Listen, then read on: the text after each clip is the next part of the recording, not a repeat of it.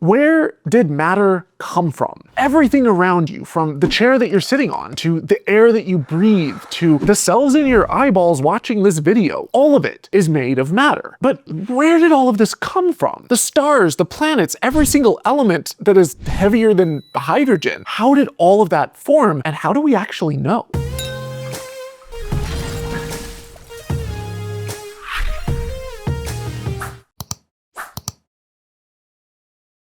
You might have heard in science class that right after the Big Bang, the universe was hot and dense, and it was only composed of the most basic elements, massive clouds of hydrogen and helium gas. Today, I'm going to show you exactly how those extremely simple ingredients became the complex matter that you see all around you today. But first, it's important to know how we know that this was the starting point, and how scientists have observed every step of this progression, sometimes billions of years after the fact. Well, to answer that, I first need to quickly explain one concept and one technology. The concept is one of the most fundamental ideas in astronomy. Light is a time machine. Light races through the universe at 299,792 kilometers per second, or about 670 million miles per hour. But even at this astonishing speed, when we observe objects in space that are millions or billions of light years away, we're seeing them not as they are right now, but as they were in the distant past. Their light takes that long to reach us. So when we look into the universe, we're literally looking backwards in time. It's kind of like receiving a letter from someone from far away. The further away they are, the longer it takes for the letter to arrive. Looking at a distant galaxy is like opening that letter written millions or even billions of years ago. In 1929, astronomer Edwin Hubble made a groundbreaking discovery. Galaxies aren't moving away from us, and the further away a galaxy is, the faster it's receding, indicating that the universe itself is expanding. In other words, everything in the cosmos was once much closer together. And no, this doesn't mean that the Earth is at the center of the universe. The fabric of the universe is expanding everywhere, kind of like the surface of a balloon being blown up. All of these dots are moving away from each other, even if none of them is the technical center of the ballooniverse. There isn't a center. But how did Hubble figure any of this out? How can we tell just how far away an object is, or what distant planets are made of? Well, to answer that, we have to rewind a bit. In 1802, English chemist William Hyde Wollaston became the first person to notice strange lines in the spectrum of sunlight. He looked at sunlight separated by a prism and realized that in the rainbow, there were certain black lines where light was emitted, although he didn't fully appreciate what he was looking at. Then, just a few years later in 1814, German physicist Joseph von Fraunhofer independently rediscovered those lines and, using far more precise instruments, mapped hundreds of them in painstaking detail. Those dark gaps in the rainbow of sunlight are now named after him. They're called Fraunhofer lines. For decades, nobody actually knew what they meant. But the real groundbreaking discovery came shortly after by two more Germans, chemist Robert Bunsen, of the Bunsen burner fame, and physicist Gustav Kirchhoff, who in the 1850s and 60s worked out that when you heat up a particular element, it gives off a certain color of the rainbow. And when sunlight passes through that element, it absorbs that same color of light. Each element produces its own unique pattern of spectral lines. Their work laid the foundation of modern spectroscopy and finally cracked the code of what those black lines in the rainbow were. See, here's how it works. Astronomers use a tool called a spectrograph, which splits light into its individual wavelengths to create a spectrum, sort of like a rainbow. Each color represents a different wavelength of light. But beyond just the colors you can see, you can record infrared and ultraviolet. Spectrographs now detect very specific wavelengths absorbed or emitted by different chemicals. Basically, whenever light bounces off anything, specific wavelengths get absorbed depending on what it's bouncing off of. Iron absorbs a very different part of the visual spectrum than helium or oxygen do. Think of these spectral lines as barcodes on a product. A scanner might read a barcode and identify the item. Astronomers read the spectral lines in starlight and they're able to identify what elements are inside that star. But that same technique unlocked something else too. When astronomers pointed the spectrographs at distant galaxies, they noticed something really strange. The familiar fingerprints of hydrogen, helium, and other elements were all there, but every single line had been shifted towards the red end of the spectrum. And the further away the galaxy was, the more the lines had shifted. This is called a redshift, and it's exactly how Hubble figured out that galaxies are moving away from us, and how quickly. The light of a receding object gets stretched into longer, redder wavelengths, similar to the way that the pitch of a siren drops as an ambulance speeds past you. So light could now be used as a window into the physical and chemical properties of distant objects, from stars to entire galaxies, without us having to go and physically take samples. Today, spectroscopy is one of the most powerful tools in astronomy. It tells us what elements are present in a star, how hot it is, how fast it's moving, and even how old it is. In 1925, a pioneering astrophysicist, Cecilia Payne-Gaposchkin, used these techniques to make one of the most important discoveries in the history of astronomy. By analyzing the spectra of stars and by combining her observations with the brand new field of quantum mechanics, she determined that stars are made primarily of hydrogen and helium. This shattered the prevailing assumption that stars were composed of mostly heavier elements, like the rocks and metals that we find on Earth. Hydrogen, the simplest element in the universe, turned out to be,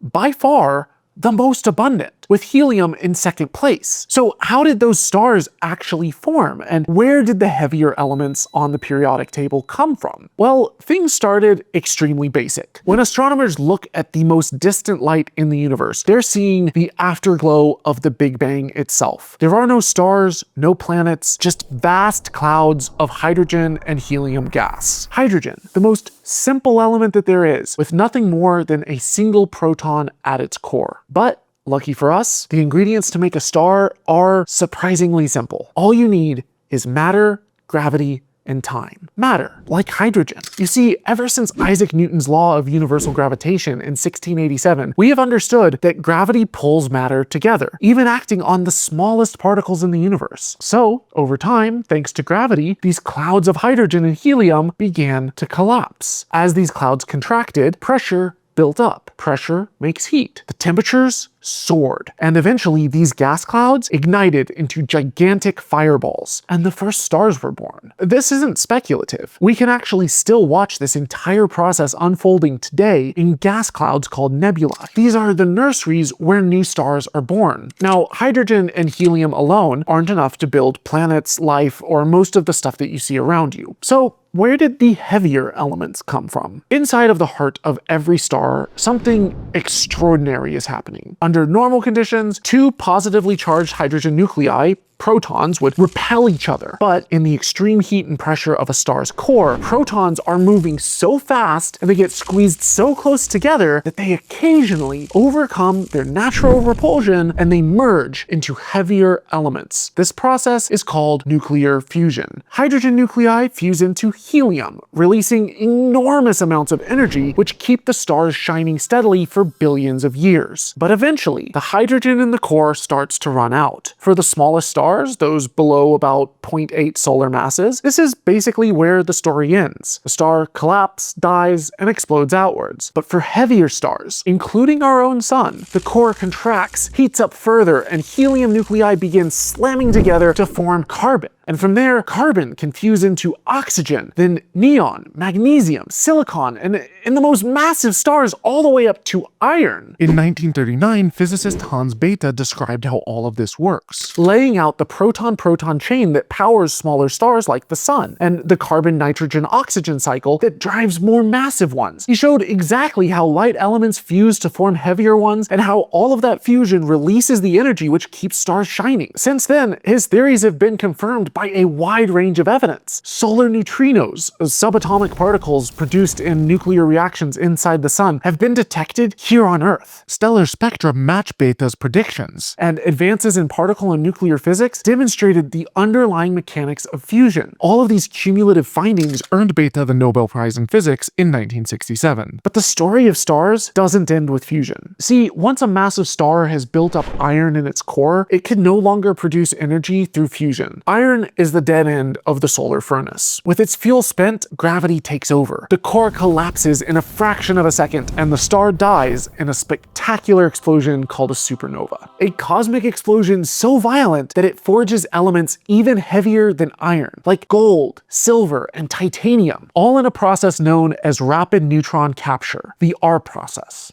This explosion scatters every element the star ever produced out into the cosmos, seeding the universe with the building blocks for new stars, new planets, and eventually new life. And once again, this isn't just theoretical. One of the most famous observed supernova, SM 1987A, gave astronomers a direct look at the explosive death of a star. Telescopes captured its light, allowing us to study the elements thrown out by the explosion in real time. But how do the elements created in stars end up forming planets like our own? After a supernova explodes, the remnants get blown out into space, much like a tree releasing seeds into the wind after it blooms. The seeds drift away, land in fertile ground, and grow into new trees. In the same way, a supernova scatters elements that become the seeds for new stars and planetary systems. As the wreckage of old stars mixes with fresh clouds of hydrogen and helium, gravity slowly pulls everything back together. Sometimes this debris forms new stars. Other times it forms planets like Earth, or gas giants like the planet Jupiter, which could have become a star, but it never quite got big enough. This new generation of stars and planets are all formed out of this enriched material, containing not just hydrogen and helium, but carbon, oxygen, iron, and even gold. These elements are the rocks under your feet, the inorganic matter all around you. They're the molecules in your food that you eat and the air in your lungs. They're your skin, your hair, your fingernails, the blood running through your veins. They